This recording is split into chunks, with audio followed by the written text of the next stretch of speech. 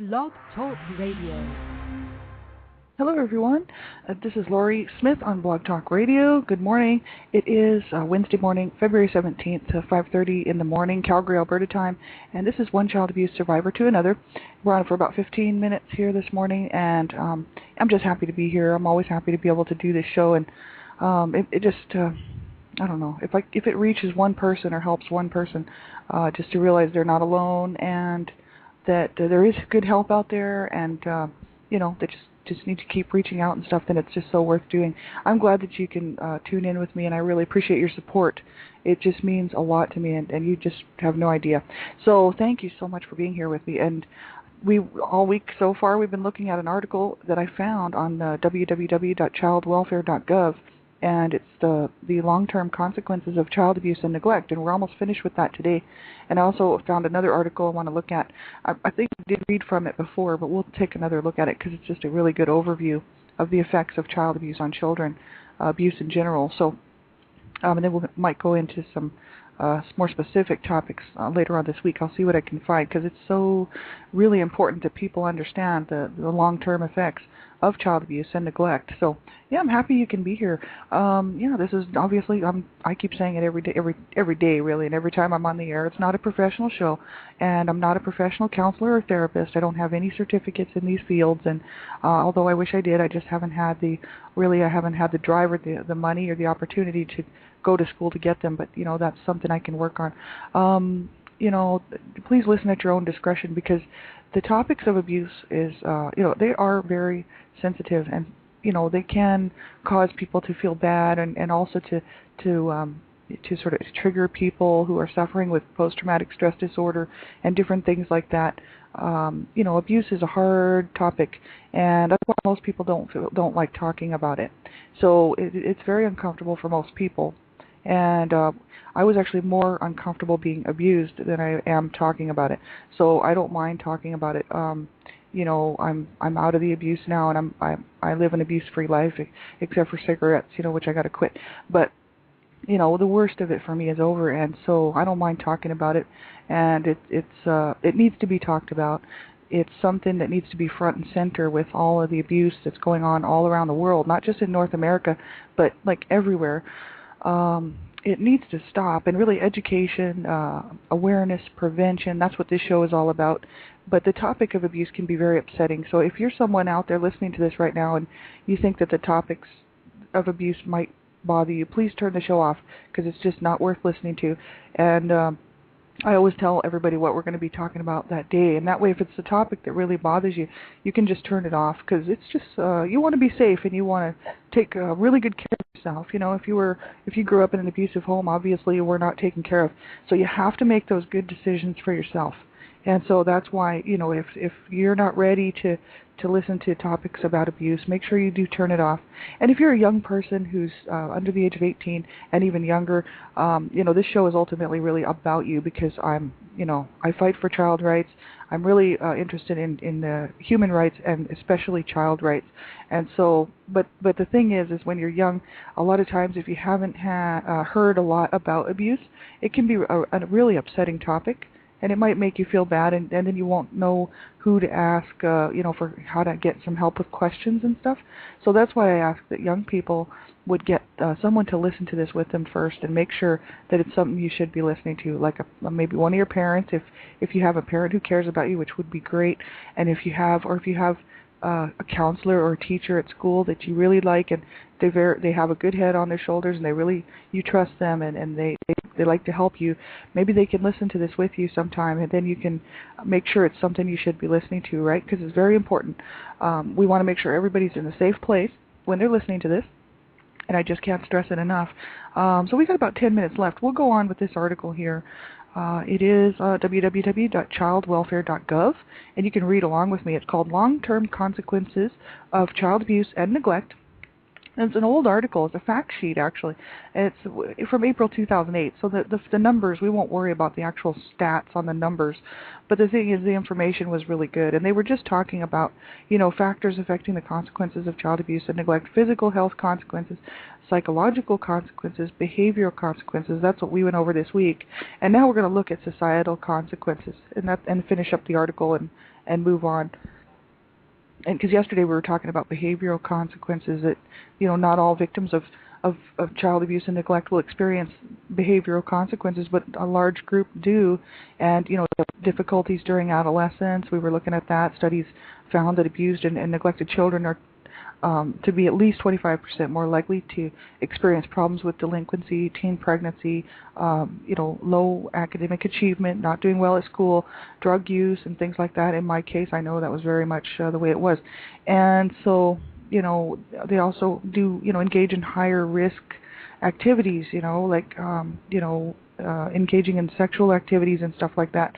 And they did find that the percentage was higher in children who were abused and neglected. So, there is consequences to child abuse, and there's some very long-term consequences as well. Juvenile delinquency and adult criminality, that was another one that I found very interesting. And it's just so true, because if you don't have a proper home to grow up in, you're going to seek people to hang around with, and they might not be the right people. You might not make the right choices for yourself if you don't have a parent who cares. And I used to hang around with a lot of people doing a lot of bad things, and so I know firsthand what it's like. And I never wanted to get in trouble because I knew my mom would kill me, and so I was actually always quite concerned about that.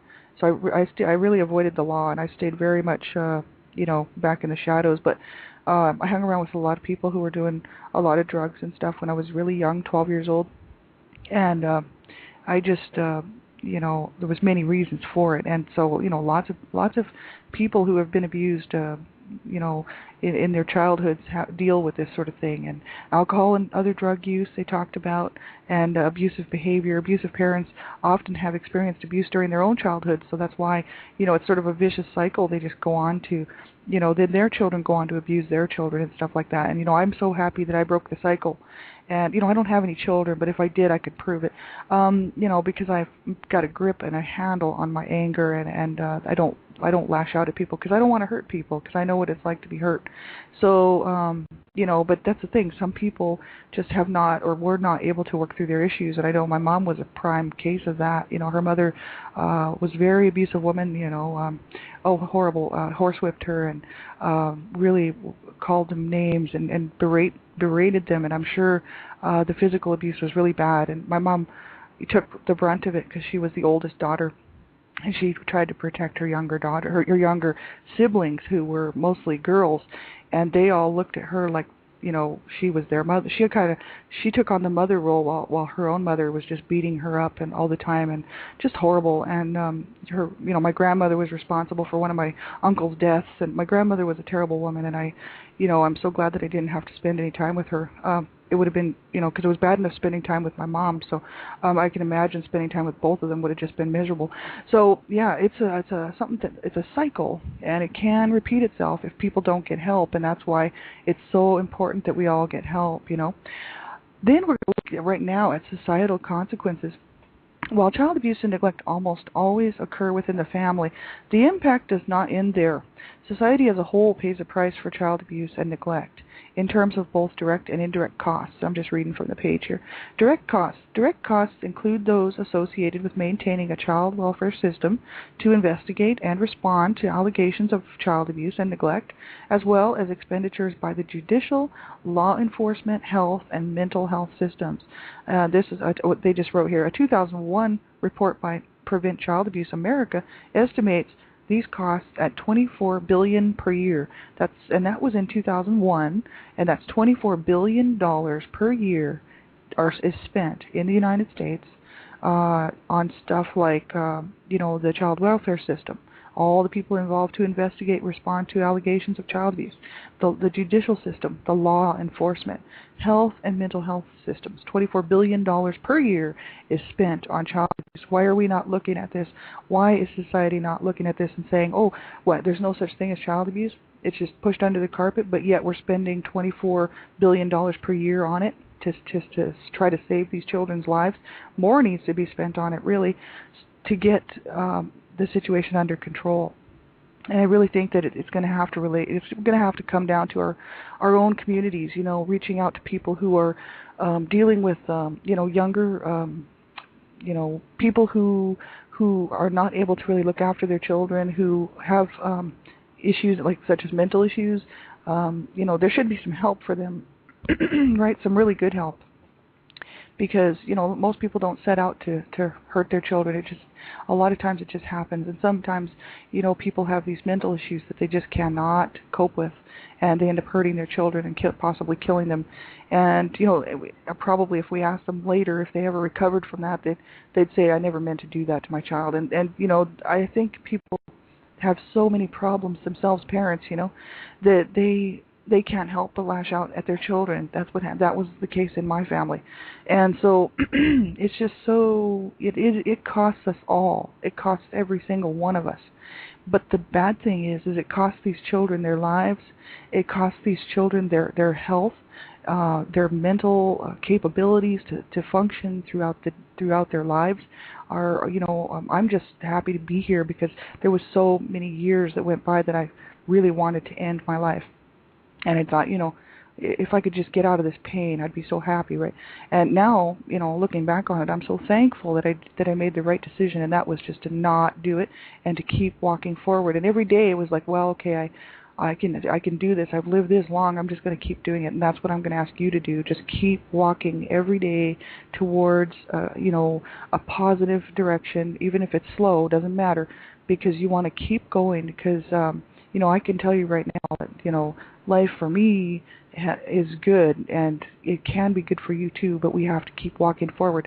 And so that's my wish, and that's why I'm doing this show, because I want to encourage people just to keep going, right?